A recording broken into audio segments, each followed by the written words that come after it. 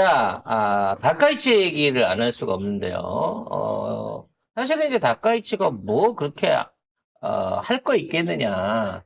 우리 얘기나 되겠느냐. 와서 안 매운 찜닭이나 먹고 새로운 메뉴나 다카이치 찜닭이나 하나 만들고 갔으면 좋겠다 생각을 했는데 의외로 엄청난 보따리를 풀고 갔습니다.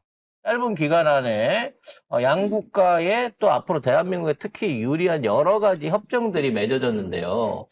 이걸 보고 나서 친일파인 국짐 등이 더 바글바글 떨고 있다고 합니다. 아니, 장동혁이가 이재명 정부한테 극단적 친일이라고 얘기하던데? 그러니까 이제 민주당한테 친일 정부래요. 이건 뭐 미친 새끼야. 친중 친일 정부가 된 거예요, 이제.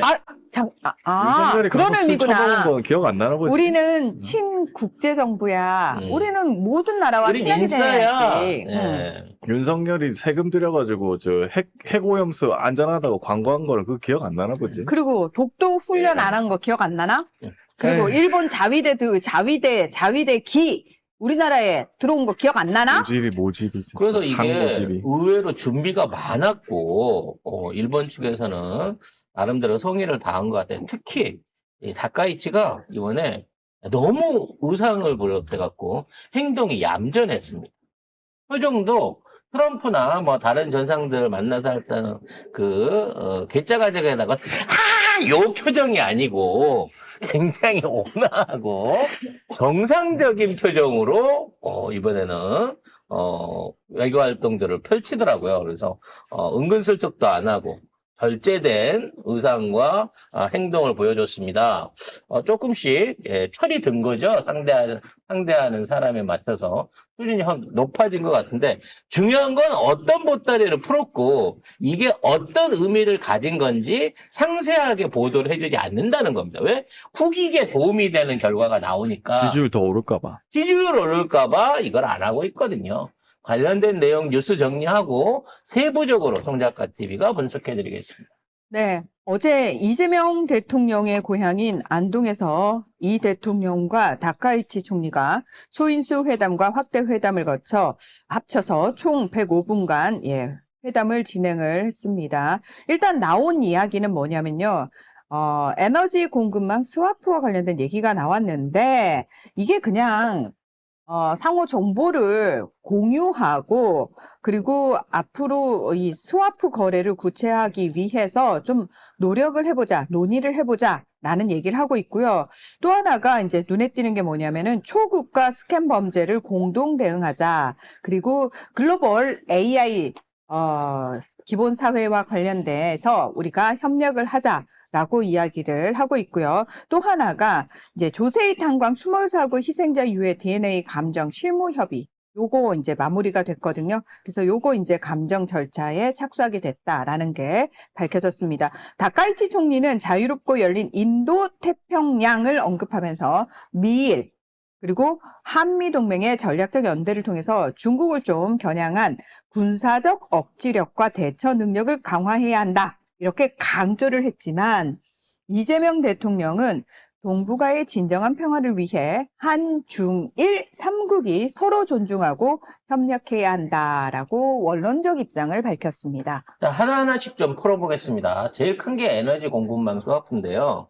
사실 일본은 중국 다음으로 원유에 대한 비축 물량을 큰 기지를 갖고 있습니다. 물론 추가 원유를 구입을 못 해가지고 비축유를 쪼개 쓰고 있고 지금은 비축유에 대한 공식적인 정부 발표를 안 하고 있어요. 그러니까 일본이 얼마나 비축유를 쪼개 써버렸는지는 우리가 잘 모릅니다.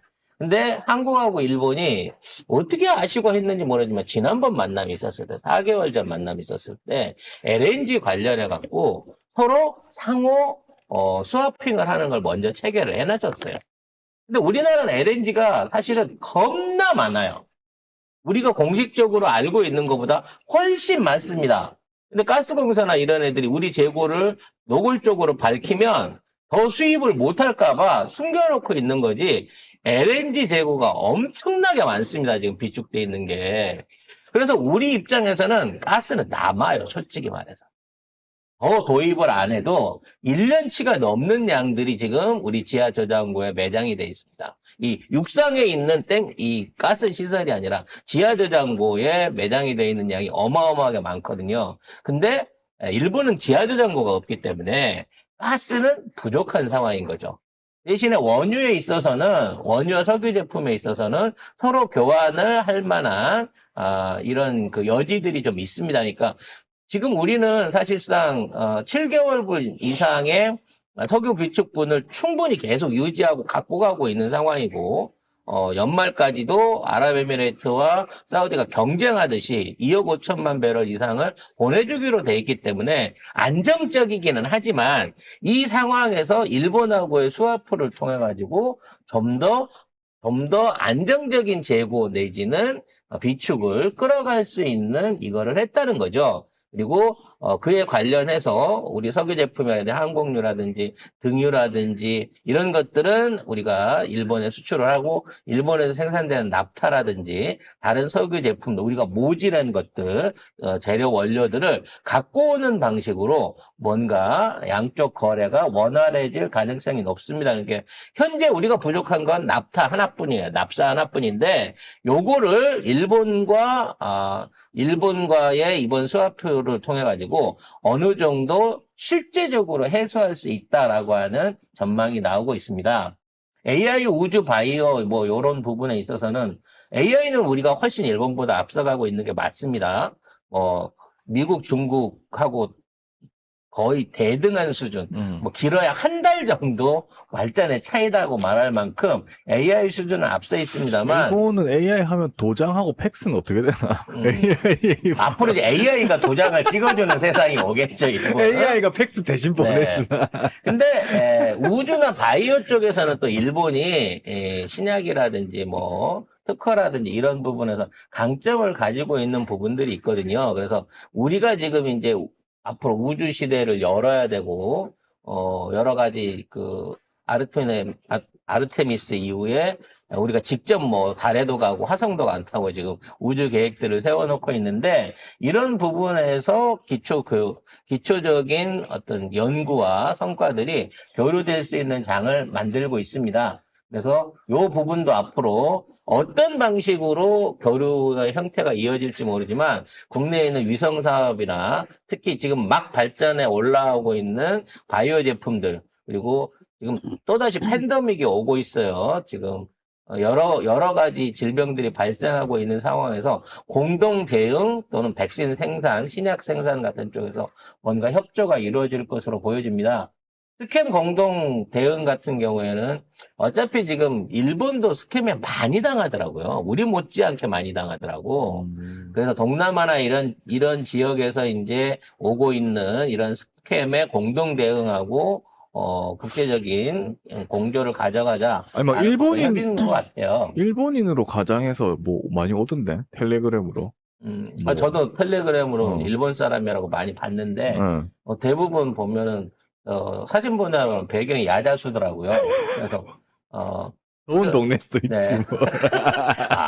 오키나와에 저 수도 위에 있겠구나. 뭐, 내가 너무 밑에 동남아를 의심했네. 예. 이런 부분에 있어서의 대응을 공동으로 해나가기로 약속을 했다고 합니다. AI와 관련해가지고, 엔트로픽, 그러니까 클로드, 우리나라 분들은 클로드를 많이 쓰지는 않잖아요. 그런데 실제로 이제 연구하시는 분들이나 이제 의사 선생님들이나 또는 논문을 좀 많이 일상적으로 읽어야 되는 분들은 이제 다른 AI보다 클로드가 훨씬 유리하대요. 그래서 오픈 AI에서 빠져나가는 데가 네. 클로드죠. 그래서 클로드를 사용을 많이 하는데 이 클로드의 이제 목기업이 엔트로픽이잖아요. 근데 이 엔트로픽에서 미토스라는 걸 최근에 내놨는데 이 아이가 얼마나 위험한 AI냐면은 해킹을 다 해버려요. 네. 그러니까 다른 이제 뭐 보안의 허점을 얘가 스스로 찾아내가지고 그걸 공격하는 능력을 가지고 있어가지고 이 미토스 때문에 전 세계가 난리가 났는데 아무래도 우리나라에서 클로드 사용자가 많지가 않다 보니까 엔트로픽이 이 아시아와 관련해서는 인도하고 일본을 거점으로 삼으려고 한 거예요. 그래서 미토스에 대한 접근 권한을 외국 정부한테는 안 주는데 일본 쪽은 참여시키기로 했거든요. 그래서 사실은 이게 여기서 우리나라가 아직 소외돼 있어요. 그래서 요 부분을 좀 해결을 할 필요가 있다고 합니다. 사실 제일 무서운 게 이번 이란 전쟁이 실제로 AI가 참여한 전쟁이고, 뭐, 이란에 그 여학생들이 있는 학교 폭격한 것도 AI가 AI 이거를 결정이죠. 결정을 네. 해갖고 선정을 해줬다고 하거든요. 그만큼 위험한 거예요. 즉 AI가 판단해서 민간인 사람을 직접 공격할 수 있고 그 살상을 할 수 있다라고 하는 명제를 처음으로 줘버린 게 이번 전쟁이기 때문에 그럼 우리나라도 그런 얘기들이 있습니다. 뭐 전방에 그 로봇 AI를 채택한 로봇을 배치해가지고 전방 전투 경계나 뭐 이런 쪽에 쓴다 이런 얘기들이 있는데 과연 AI한테 사람을 공격하는 법을 가르쳤다가 이거를 실행을 하고 이걸 통해 가지고 그러한 어떤 옵션을 갖고 있는 AI가 진짜 옛날에 스카이넷처럼 터미네이터 같은 전쟁을 일으키진 않을까 하는 두려움이 생기는 거예요. 그러니까 일단 기술이 발전해서 잘한다. AI한테 해킹을 해보라고 슬쩍 시켰더니 진짜 해킹을 너무 잘해갖고 막을 수가 없더라.